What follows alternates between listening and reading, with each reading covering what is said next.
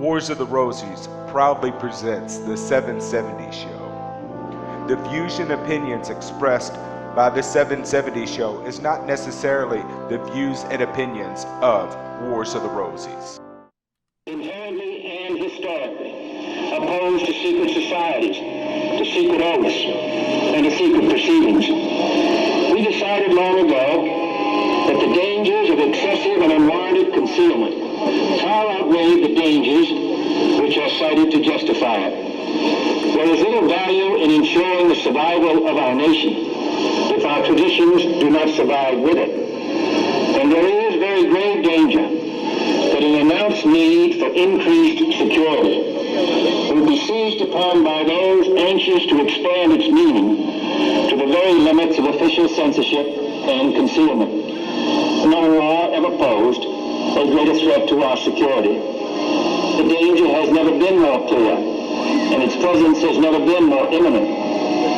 For we are opposed around the world by a monolithic and ruthless conspiracy that relies primarily on covert means for expanding its sphere of influence, on infiltration instead of invasion, on subversion instead of elections, on intimidation instead of free choice.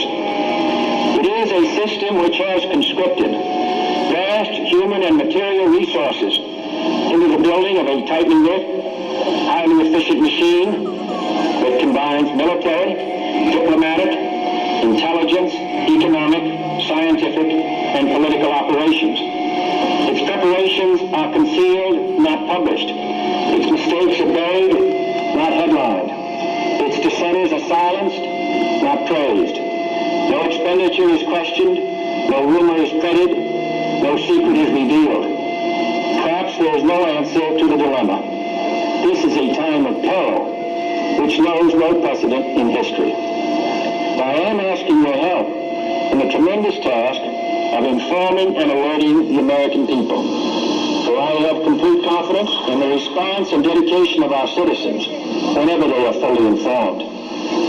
That is why our press was protected by the First Amendment, to inform, to arouse, to reflect, to indicate our crises and our choices, to lead, mold, educate, and sometimes even anger public opinion. And so it is to the printing press, to the recorder of man's deeds, the keeper of his conscience, the courier of his news, that we look for strength and assistance, confident that with your help, man will be what he was born to be, free and independent. Yeah. Woo!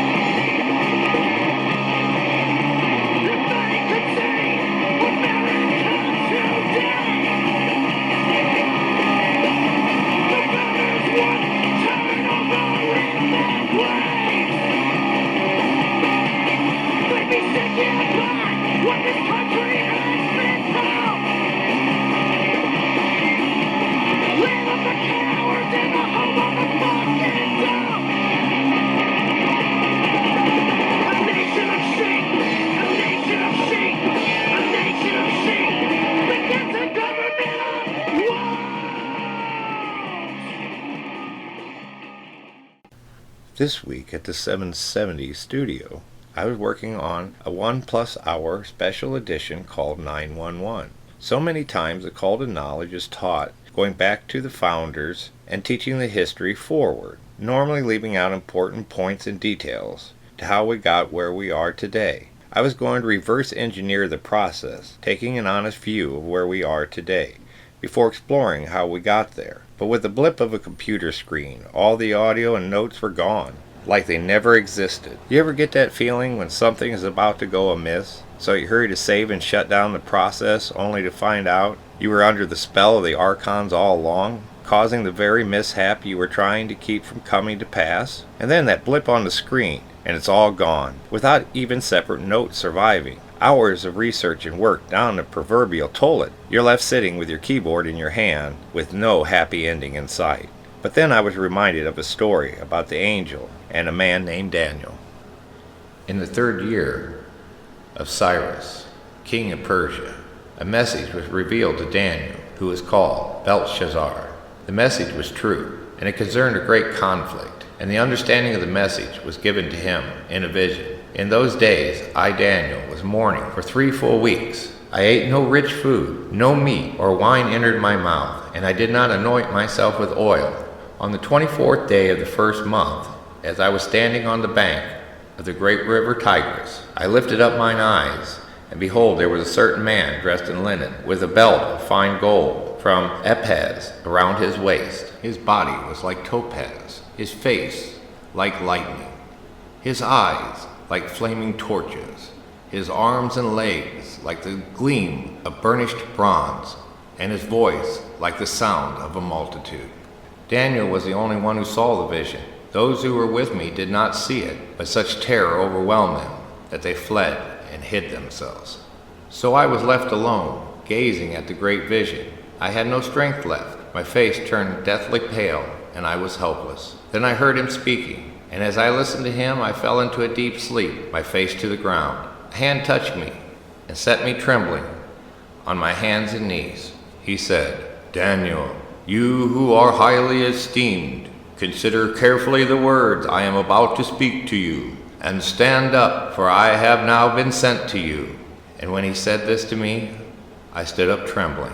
Then he continued, "Do not be afraid, Daniel. Since the first day that you set your mind to gain understanding, and to humble yourself before your God, your words were heard, and I have come in response to them. But the prince of the Persian kingdom resisted me 21 days. Then Michael, one of the chief princes, came to help me, because I was detained there with the king of Persia. Now I have come to explain to you what will happen to your people in the latter days, for the vision concerns those days." While he was speaking these words to me, I set my face towards the ground and became speechless. And suddenly, one with the lightness of a man touched my lips, and I opened my mouth and said to the one standing before me, "My Lord, because of the vision, I am overcome with anguish, and I have no strength. How can I, your servant, speak with you, my Lord? Now I have no strength, nor is any breath left in me." Again, the one with the likeness of a man touched me and strengthened me. "Do not be afraid, you who are highly precious," he said. "Peace be with you. Be strong now. Be very strong." As he spoke to me, I was strengthened and said, "Speak, my Lord, for you have strengthened me." "Do you know why I have come to you?" he said. "I must return at once to fight against the prince of Persia. And when I have gone forth, behold, the prince of Greece will come. But first I will tell you what is inscribed in the book of truth. Yet no one has the courage to support me against these except Michael, your prince."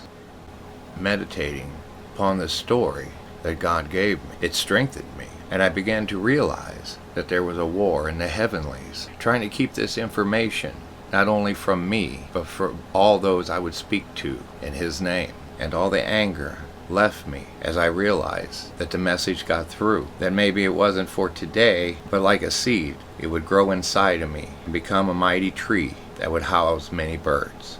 I realized I had a choice to react out of anger or to use my emotional intelligence to overcome the situation, to find the meaning behind the meaning. And that takes us into our lesson for today. Emotional intelligence. What is emotional intelligence? Emotional intelligence, the capacity to be aware of, control, and express one's emotions, and to handle interpersonal relationships judiciously and empathically. How do you define emotional intelligence? Emotional intelligence has been defined as the ability to monitor one's own and other people's emotions, to discriminate between different emotions and label them appropriately, and to use emotional information to guide thinking and behavior. Emotional intelligence, EQ or EI, is a term created by two researchers, Peter Salvoy and John Mayer, and popularized by Dan Goleman in his 1996 book of the same name. We define EI, or EQ, as the ability to recognize, understand, and to manage our emotions. Recognize, understand, and influence the emotions of others. In other words, emotional intelligence, or EI, is the ability to understand and manage your own emotions and those of the people around you. People with a high degree of emotional intelligence know what they're feeling and what their emotions mean, and how these emotions can affect other people. For leaders, having emotional intelligence is essential for success. After all, who is more likely to succeed? A leader who shouts at his team when he's under stress, or a leader who stays in control and calmly assesses the situation and comes up with a solution? According to Daniel Goleman, there are 5 pillars to emotional intelligence: self-awareness, self-regulation, motivation, empathy, social skills. The more that you as a leader manage each of these areas, the higher emotional intelligence. So let's look at each element in more detail and examine how you can grow as a person and as a leader. First, number 1, self-awareness. If you're self-aware, you always know how you feel, and you know how your emotions and your actions can affect the people around you. Being self-aware when you're in a leadership position also means having a clear picture of your strengths and weaknesses, and it means behaving with humility. So what can you do to improve your self-awareness? Number 1, keep a journal. Journals help you improve your self-awareness. If you spend just a few minutes each day writing down your thoughts, this can move you to a higher degree of self-awareness. Number 2, slow down. When you experience anger or other strong emotions, slow down to examine why. Remember, no matter what the situation, you can always choose how to react to it. Number 2 is self-regulation.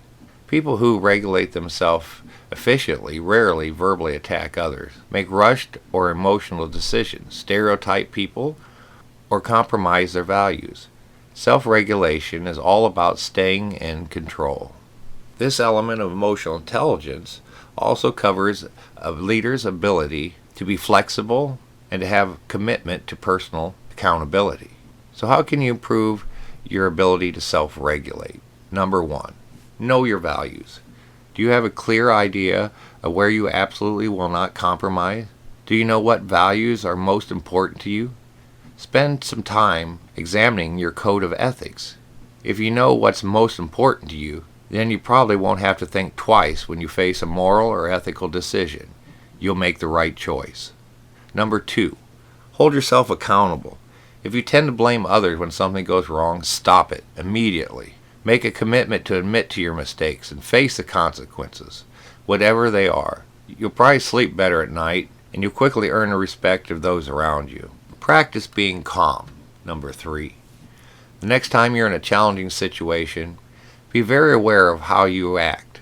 Do you relieve your stress by shouting at someone else? Practice deep breathing exercises to calm yourself. Also try to write down all the negative things you want to say, then rip it up and throw it away, or burn it in a fire. Expressing these emotions on paper and not showing them to anyone is better than speaking them aloud to those you love or to your team. What's more, this helps you challenge your reactions to ensure that they're fair. Motivation. Self-motivated people and leaders work constantly towards their goal, and they have extremely high standards for the quality of their work. How can you improve your motivation? Number 1, re-examine why you're doing your job. It's easy to forget what you really love about your career, your life, your family, your relationships. So take time to remember why you wanted this job or to be in this relationship, etc. If you're unhappy in your role and you're struggling to remember why you wanted it, refer back to your journal or use a friend as a sounding board to hear your own thoughts. Also consider going and seeing a psychologist, pick up new skills, and to create accountability. Any person embarking on a new magical system would greatly benefit from 1 year of psychotherapy and is highly recommended by the Golden Dawn. It's important here to differentiate between a psychologist and a psychiatrist. A psychologist can't give you drugs, or a psychiatrist, that's all they do is give you drugs. This is not about learning to cope through drugs, but learning to cope through an increase of emotional intelligence. Going and seeing a psychologist will help you get to the root of the problem. Starting at the root often helps you look at your situation in a new light. Make sure that your goal statements are fresh and energizing. Know where you stand. Make sure you're able to be brutally honest with yourself about your motivation. Be hopeful and find something good. Motivated people are usually optimistic, no matter what the problems they face. Adopting this mindset might take practice, but is well worth the effort. Every time you face a challenge, or even a failure, try to find at least one good thing about the situation. It might even be something very small, like a new contact, or something with long-term effects, like an important lesson learned. But there's almost always something positive if you look for it. 4. Empathy. Having empathy is critical to managing a successful team, organization, or even leading a family. Leaders with empathy have the ability to put themselves in someone else's situation. They help develop the people on their team, challenge others who are acting unfairly, giving constructive feedback, and listen to those who need it. If you want to earn the respect and loyalty of your family or team, then show them you care by being empathic. How can you improve your empathy? Walk a mile in someone else's moccasins. It's easy to support your own point of view. After all, it's your point of view. But take the time to look at the situation from the other person's perspective. It always helps to look at a problem through opposing lenses, because the consciousness that created the problem will not be the consciousness that solves the problem. Pay attention to body language. Perhaps when you listen to someone, you cross your arms, move your feet back and forth, bite your lip, or give that glare. Body language tells others how you really feel about a situation, and the message you're giving isn't always positive. Learning to read body language can be a real asset in leadership roles, because you'll be better able to determine how someone truly feels. This gives you the opportunity to respond appropriately and not be deceived. Respond to feelings. You ask your assistant to work late again, and although she agrees, you can hear the disappointment in her voice. So respond by addressing the feelings. Tell them how you appreciate their willingness to work the extra hours, and that you're just as frustrated about working late as they are. If possible, figure out a way for future late nights to be less of an issue. For example, giving extra time off. Social skills. Leaders who do well in the social skills element of emotional intelligence are great communicators. They're just as open to hearing bad news as good news, and they're experts at getting people to support them and be excited about a new mission or project. Leaders who have good social skills are also good at managing change and resolving conflicts diplomatically. They're rarely satisfied with leaving things as they are, but they don't sit back and make everyone else do the work. They set the example by their own behavior. They never ask you to do anything they're not willing to do themselves. So how can you build social skills? Learn conflict resolution. Leaders must know how to resolve conflicts between their team members, customers, vendors, family members, siblings, etc. Learning conflict resolution skills is vital if you want to succeed. Next, you need to improve your communication skills. How well do you communicate? Sometimes it's about, what do I know about this information? How deeply do I know it? And how well can I communicate it? This is part of the trivium thinking process, which we will get into in greater detail in lessons yet to come.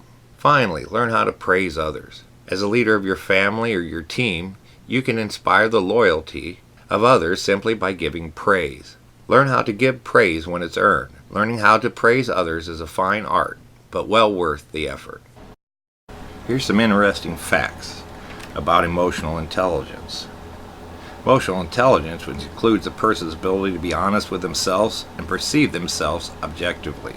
Your conversation with emotionally challenged persons may cause misunderstandings, irritation, boredom, or censorship when trying to share ideas on almost any subject, especially art, religion, family, relationship dynamics. Your ideals will seem brave, foolish, unacceptable, threatening, or triggering to those who suffer from the disease of cognitive dissonance. or emotional retardation. Having emotional intellect will make it hard to keep many social connections, but we must stay balanced within the middle pillar and feel free to enjoy social interaction and become adaptive to society at large. Mastering social interactions like a ninja, we must learn to feel comfortable around people and master interactions with them. Being alone does not mean being lonely. Sometimes it's just a sign of emotional intelligence. Sometimes you feel pressure because you understand things others can't comprehend. You understand and realize things people around you just can't. This would cause you to go your own way, beat to a different drum, go the opposite of the crowd. It's important to do something fulfilling in life and find your passion, compass, purpose, or you will feel you're failing, wasting your resources and potential. Many emotional intelligent persons, as children, are told they have so much potential and can do whatever they want in life if they would just apply themselves. So finding purpose is important. A birth chart is a great place to start. It speaks deeply to the subconscious mind. Also, because you know what you're capable of more than what you're doing, you are your own worst enemy and hard on yourself. Do not disturb a child from their daydreams. A lot of daydreaming is a sign of emotional intellect, not a mental illness, treated by drugs or chemical lobotomy. Daydreamers are also normally, if trained correctly, great test takers, but may not pay attention to details otherwise in day-to-day life, preserving mental energy for more important thoughts and goals. You're open-minded. Highly intelligent people never close themselves off to new ideas or unusual opportunities, tending to find alternative solutions and taking into account the opinions and feelings of other people. Even after considering many different opinions, emotionally intelligent people still choose the path they're going to follow with extreme care, unwilling to accept something just on face value, not trusting blindly, demanding ample evidence. First, your self-control is exceptional. Making you stand out among your peers is your ability to overcome compulsive behavior. You also have the ability to find alternate solutions and think about consequences before acting. There is a direct correlation between intelligence and self-control. This comes from a better developed prefrontal cortex. This is a part of the brain that's used to solve difficult problems and exhibiting self-control while moving towards your goals. Your indecisiveness stems from overanalyzation. Emotionally intelligent people need to know all the pros and cons before making a decision. But the more that you analyze something, the more unlikely you are to act upon it. Overanalyzing and developing way too many what-if scenarios. There's also a tendency to be a perfectionist, having to get the best result possible, and this can be very frustrating for team members. Inability to take the final step causes huge consequences. You may also feel dissatisfied or unhappy, turning your intellect into a curse because you simply don't fit in. Making one of your favorite sayings, ignorance is bliss. And if you have to act less smart to fit into a group, you feel like you've betrayed yourself, causing yourself to worry and overthink, leading to a negative and sarcastic attitude. It becomes especially prominent in persons without a proper emotional support system, or lacks experiences that affirm their positive image of themselves and the world around them. Statistically, emotional and creative intelligence, together with the ability to connect the dots, frequently indicate an increased risk in developing depression. Last is the ability to connect concepts that seem totally unrelated. Smart people can see patterns that no one else pays attention to, due to the ability to draw parallels. It is believed this is related to creativity, and creativity is also a sign of emotional intelligence.